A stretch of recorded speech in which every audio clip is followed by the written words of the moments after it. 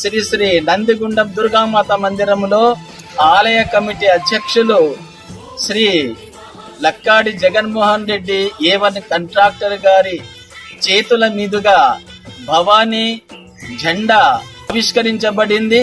ఉదయం 6 గంటల నుండి ప్రారంభమవుతుంది. అంతేకాకుండా ఈ సంవత్సరం దసరా నవరాత్రులు గాక దశరాత్రులుగా ఒక దినం పెరిగింది. దాన్ని భక్తులందరూ కూడా గమనించ ప్రార్థన.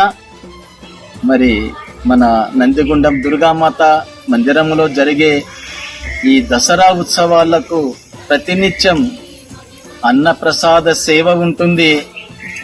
అన్నప్రసాదం పంచే భక్తులు, సేవ చేసుకునే భక్తులు 5,000 రూపాయలనిచ్చి తమ పేరు నమోదు చేసుకోగలరు.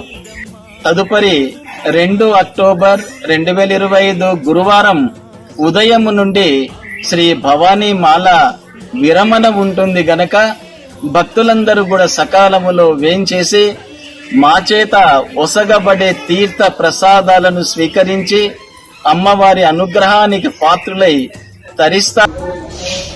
నవరాత్రి సందర్భంగా వేలాది మంది మాలాధారణ స్వీకరించి 9 రోజులు దీక్షలో భాగంగా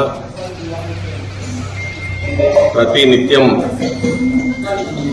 ఆరతి అనంతరం అన్నదాన కార్యక్రమం ఉంటుంది.